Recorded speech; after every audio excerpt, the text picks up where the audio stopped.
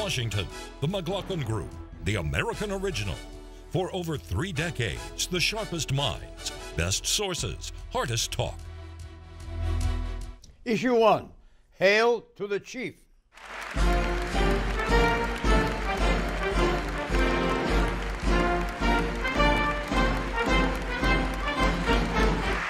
America, for all that we have endured, for all the grit and hard work required to come back, for all the tasks that lie ahead, know this: the shadow of crisis has passed, and the state of the union is strong.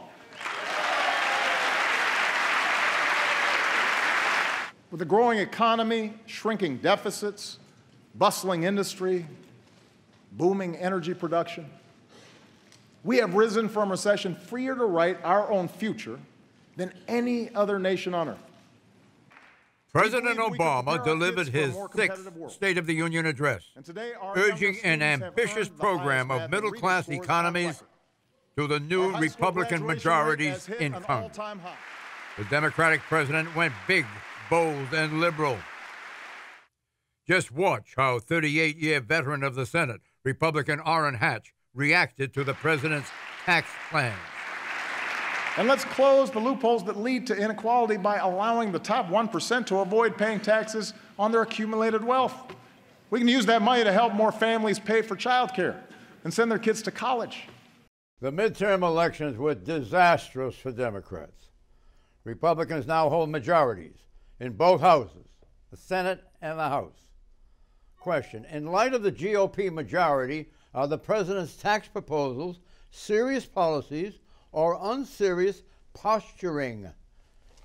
Connie. I think you have to see it as setting the stage for 2016, that he wants to make this be sort of class warfare. The president wants to paint the Republicans as a party of the rich and the Democrats as a party of a little guy. But it's not just empty posturing, it is also a statement of values. I thought it was interesting that his child tax credit proposal only went to families where both people were working outside of the home. He wanted to expand a child daycare credit that did that. So that's a statement of values, that he doesn't value stay-at-home mothers. That's not just political posturing. That's the president using this to say, this is what we stand for. Oh, well, instead of coming in like a deflated Super Bowl game ball, couldn't resist that, he came in strong and positive and confident, and it's both policy and it's politics.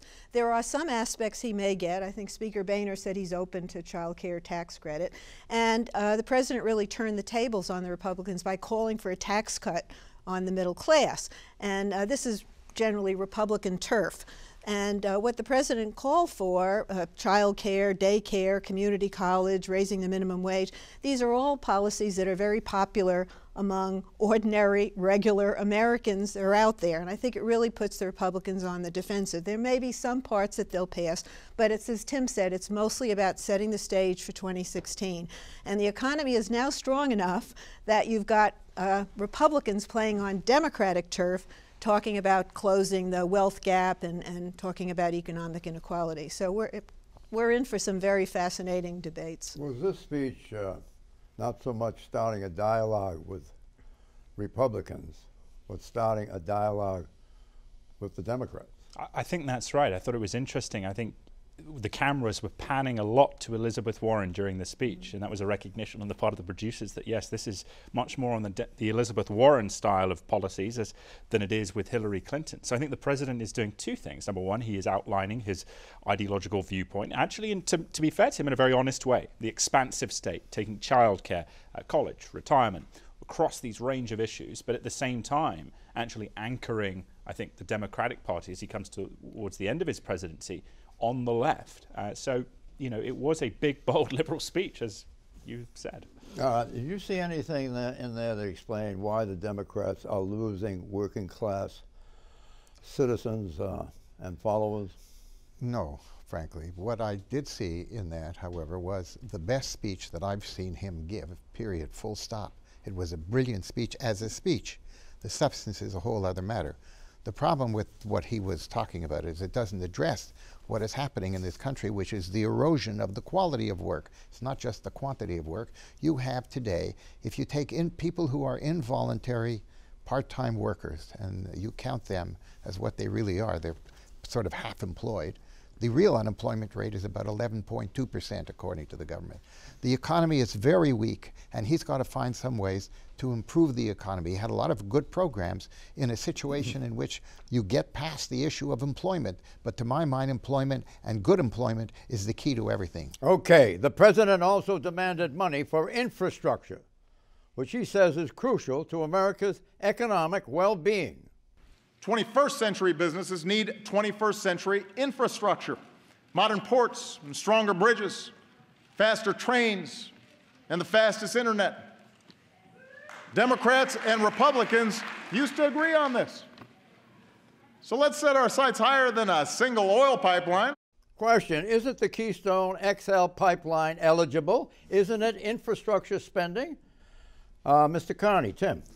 Well, it is, but the problem is that the Democrats really, this is a rare base issue for them where they feel like they can't violate their base. President Obama has upset his liberal base on a lot of issues, and very importantly, there's a liberal billionaire, Tom Steyer, who provides a ton of money to the Democratic Party, and Keystone is such a symbolic fight for them that they're unwilling to give up on it. Well, Keystone has been so elevated beyond its importance by both the right and the left, and the price of oil has now collapsed to an extent where it's no longer a good economic investment. We do not need the oil. And you have in Yellowstone River, you have an oil leak there in the river. People in Montana are drinking bottled water. I mean, that boosts the case of environmentalists that we don't need to be building another pipeline. So the president's got to veto it, and it's not clear that that the Senate can override them. I don't think they can. Did you hear Eleanor say that it's been elevated beyond its importance, the Keystone Pipeline? Yes. Do you believe that? Well, to some degree, I think that is true as an individual thing. But the problem is, it's not just about Keystone, right? The supporters of Keystone are not in favor of that just because of Keystone, but about energy infrastructure generally, right? That it could be one of many, that it could be one step on a development train that creates more jobs, that provides more energy security. I mean, the shale oil gas boom is the big one. But again, if we're talking about infrastructure, we're talking about upward mobility. Energy jobs pay well-paid salaries to people who are currently unemployed. So why is it somehow off limits? You seem to be pretty good on this issue, right? The Keystone Pipeline. If you're so good, what is the geography of the Keystone Pipeline? The geography of the Keystone Pipeline is from Canada. From Canada. What part of Canada? Nebraska. Where does it go from there? Nebraska. Down to the Gulf Coast, right? Through the Gulf Nebraska. Coast. How does it get to the Gulf Coast? Through a pipeline. Through Nebraska. A clean shot, one shot down? Does it go through several states? Do you know? It goes through several states. Which are the states? I don't know, but Nebraska is one of them. The broad issue North is Dakota, South Dakota, Nebraska, Go down Kansas, Texas. Where does it empty? Louisiana. It empties in Texas. Yeah. And how many states are affected? And is it a worry for the environmentalists? Well, what is he concerned the about? Native American communities are concerned about it. The worry is that the pipeline will spill underground, and so one of the ways I followed this is Nebraska. There are landowners who don't want to give up their land because they're worried about it, and this is where, from a free market perspective, Keystone can rub you the wrong way. They're using eminent domain to take land away from farmers that farmers don't want to sell. Are the positives of the Keystone Pipeline overwhelmingly positive? Yes. Meaning that they exceed anything on the negative side? No. Yes. Just a moment. I think that sort of prediction of the future of what the effect of infrastructure will be is exactly the sort of hubris that gets us into the big government trouble in the first place. I don't know. Is he again playing to his base? In other words, it's an environmental issue with him, and he knows where his base is? It's a symbolic fight. Yes. You care to comment on this? Well, listen, you know, energy has got to be one of the most critical things this country is facing. The shale production has really transformed that world, but that's not going to go on forever. And this is something that is going to actually help the United States in terms of its energy production and independence. You take this as a serious issue? It's not an overwhelming issue. It is a serious issue. It's going to be a huge infrastructure investment for this country. Are the intervening states worried about the environmental impact? Yes, this is a lot of in people Nebraska, are. A lot of people are. Yeah, in Nebraska there were a number of lawsuits, but they have been settled. Right now, I think it's the economics of Keystone. It's unnecessary. It does not create that many jobs, and under 100 permanent jobs. And infrastructure we need. We're way behind in infrastructure with bridges and highways, everything else. That's where the money should go. That's where the thinking should go. Are you going to sit there and accept what you just said? I disagree with that. I respect Eleanor's viewpoint on that, but I do think it's important for us to create energy jobs. I think it's a little easy for us to say we care about social mobility as long as it's the kind of jobs we like. I think we should be caring about economic opportunities, both at the macro national level and at the individual level. We happen to be almost energy independent. We don't need more oil right now. Keep it in the ground. We may need it later. Save it for a rainy day. Okay, foreign policy. The president was self-assured when it came to foreign policy, but again, Republicans were not impressed. Watch how Speaker of the House John Boehner, who thus far had been relatively expressionless, found this Obama analysis unbearable. In Iraq and Syria, American leadership, including our military power, is stopping ISIL's advance. Instead of getting dragged into another ground war in the Middle East, we are leading a broad coalition, including Arab nations, to degrade and ultimately destroy this terrorist group. And is President Obama right? Is his foreign policy working? Tim. So the president is trying to really find his foreign policy. He hasn't figured out what it is yet. He does a drive-by war in Libya, and then he decides that that's a mistake. He wants to stay out of ground wars, but do these strikes. He is very hesitant. He's putting us halfway to war. So no, it's not working. He had pointed to Yemen as a great sign of success, and that's not in the past. Now that's not looking like a success. I don't think the president knows what his foreign policy is. Well, a couple of months ago, everybody thought ISIS was going to run the table. They've now been halted for the most part in Iraq, and they've been rebuffed in Syria. I think that the president is correctly keeping us out of another ground war. It's hard to look at Syria and say it's a success, but I think the strategy is to keep it from getting worse. And what's happening in Yemen, the government there has been overthrown, but the Houthis, who are coming into power, hate al-Qaeda, and they're likely to continue the same anti-terrorism policy, fighting al-Qaeda. So it doesn't necessarily bode well for the administration because of all the chaos, but I don't think they're necessarily in a worse position. This is a closing question on this issue. Why have people tuned President Obama out? His audience has fallen precipitously from its high point of 52.4 million in 2009 to only 33.3 million last year, to 31.7 million this year, and it's not technology. Such a dramatic drop is not explained by viewers using other hard-to-measure platforms like iPads to stream speech, because they've been around for about at least 10 years. Well, why is he? We have an election every 8 years. He's 6 years in. People have gotten used to him. So I thought this was an excellent speech that he delivered, and they did disseminate it through social media. He got 52 million in 2009. Well, he got 33 million last year and 31. He was newly elected. Why don't you look and see what Ronald Reagan got the first year he was in office, and then 6 years in. There was no comparable drop. No, absolutely. Oh, I don't know. Absolutely. Clinton and Bush, there was a drop-off. He used Yemen as an example of what his ISIS strategy was going to be back in September, shortly before the Houthis took over, sponsored by Iran. So now we have Yemen in control essentially by, if not an Iranian proxy, a very proximate group to Iran, the isolation of American power there, the empowerment of al-Qaeda in the south.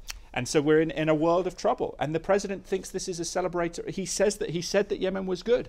On the ground in Iraq, the spread of political sectarianism, ISIS advancing, continuing to hold vast areas of territory, abusing people. It's spilling into Lebanon and Jordan. The idea that this president's foreign policy is anything other than a joke. Right. And we took our troops out too early in Iraq.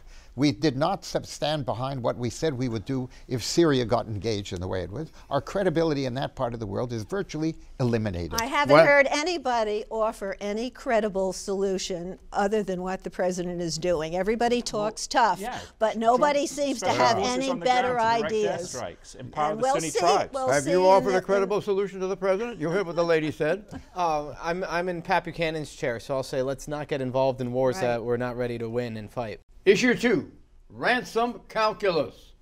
You now have 72 hours to pressure your government in making a wise decision by paying the $200 million to save the lives of your citizens.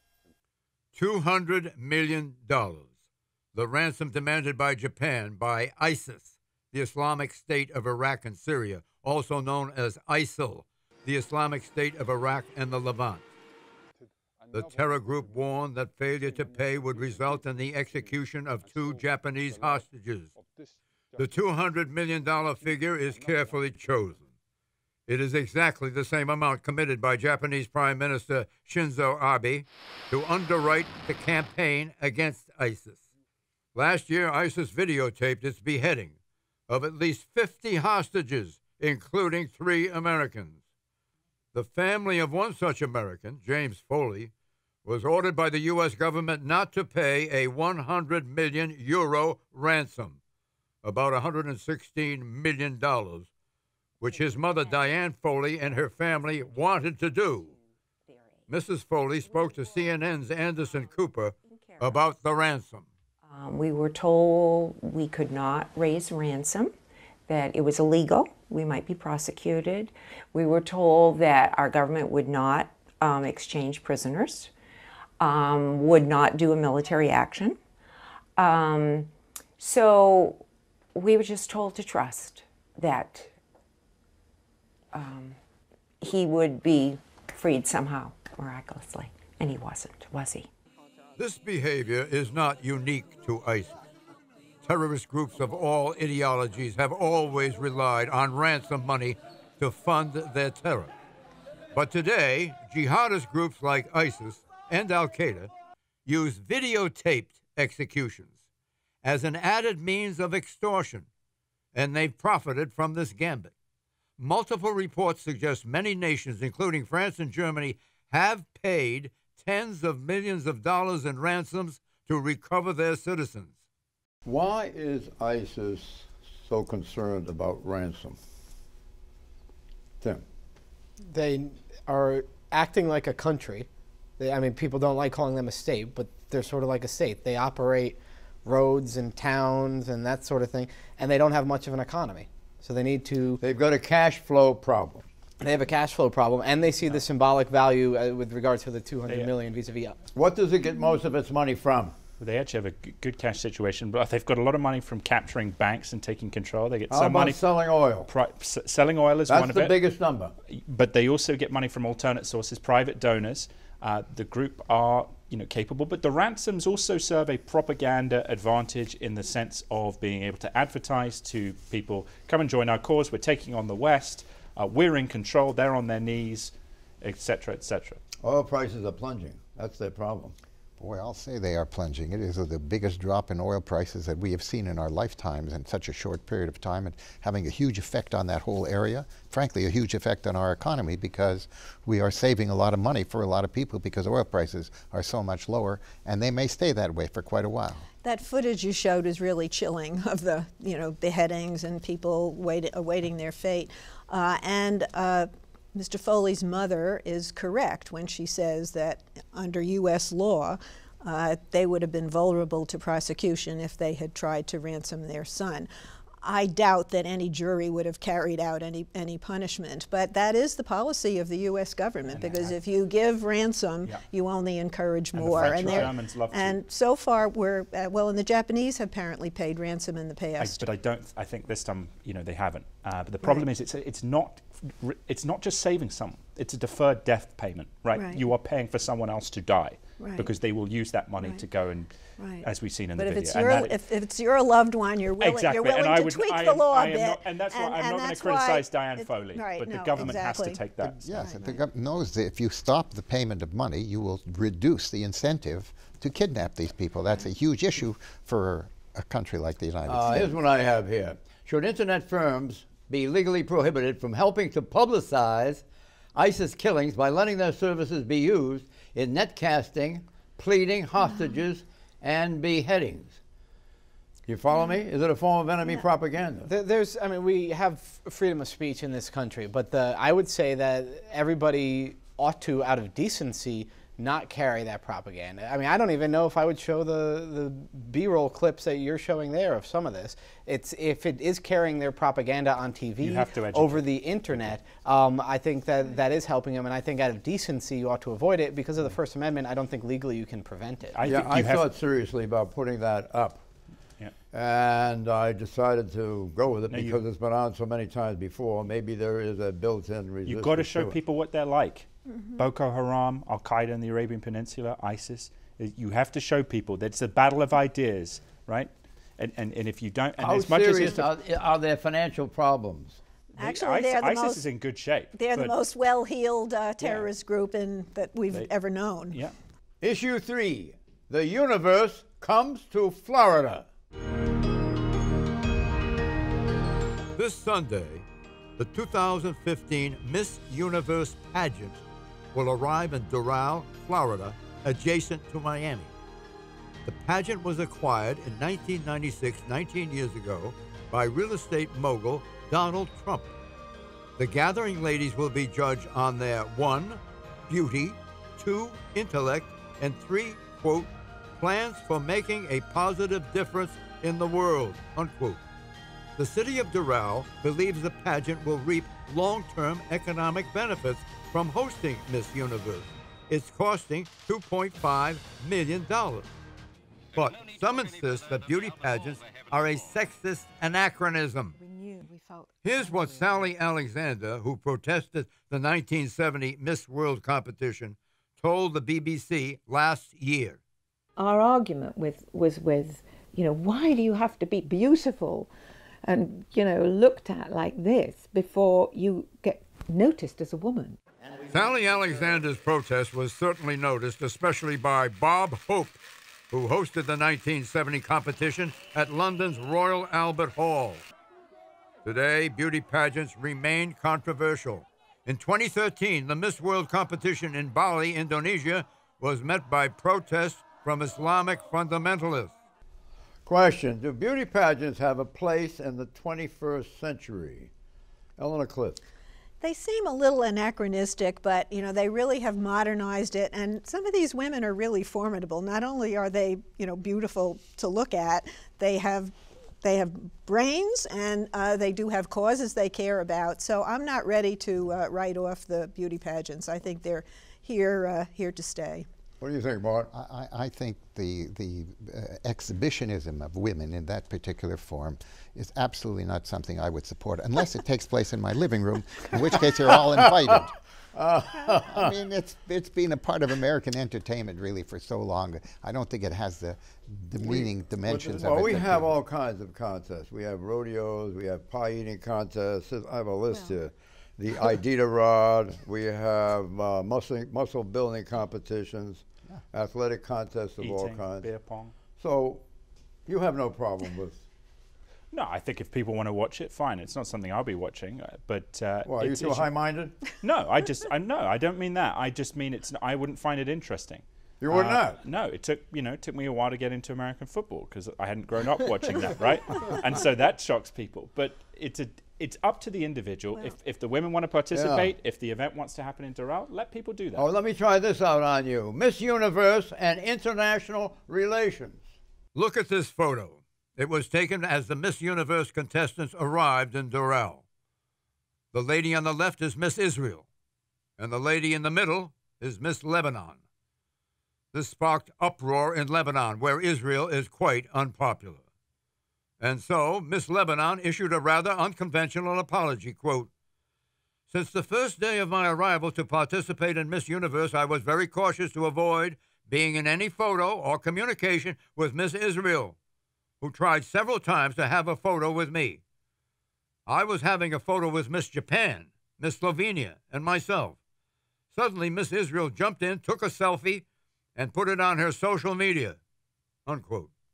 Question, is it likely that Miss Lebanon fears retaliation by Hezbollah if she appears too friendly towards Miss Israel?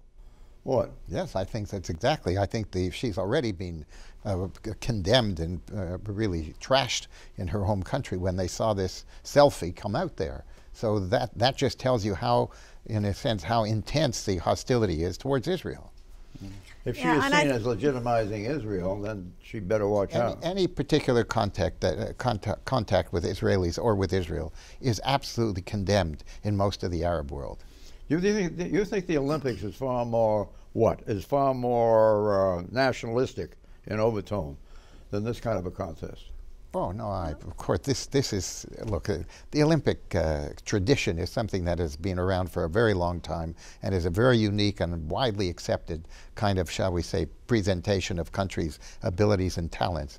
This is something that has just come up in the last century, more or less, and it's a different kind of event, I would say. Well, and if these two women were probably left to their own devices, it would be wonderful to have them pictured together, but you have to respect the culture that Miss Lebanon comes from and the kind of backlash that she's going to get. It's against the law there. For a culture that's... Well, I think we have to have the opposite. I have to respect her and the situation she's in. That's what I'm saying. I'm not defending their attitude. Two young women. I think, it's easy for us to condemn Miss Lebanon, but the political pressure in that situation shows the political rot. Prediction, Tim. The New England Patriots will be so distracted by Deflategate that they will lose the Super Bowl badly to the Seattle Seahawks. There will be backroom maneuvering in Saudi Arabia because after the death of King Abdullah, his half-brother at 79, who is ascending to the throne, is considered not up to the job. And so there could be repercussions for U.S. policy, including the price of OPEC oil. So turbulence in Saudi Arabia. Interesting. Tom? Even though in some ways they've tried to control their impulses towards aggression, the Iranians will exert pressure in the coming days in Yemen to try and push the United States out. They sense an opportunity, and the Iranian theological project in the long term requires American absence from the Middle East. We're going to do Yemen next week. Mark? The Republican Senate and House will completely overhaul Social Security disability, which has gone up 6 times in the last number of years, despite the fact that we've had a much lower rate of issues of... what will be the upshot? There'll be a dramatic reduction in it. Yeah. Dramatic reduction. My prediction, despite China's assertions at the Davos, Switzerland Forum, its economy is in free fall. I predict true economic growth of 4%, not the 7% that China claimed, 7.4%. Bye-bye.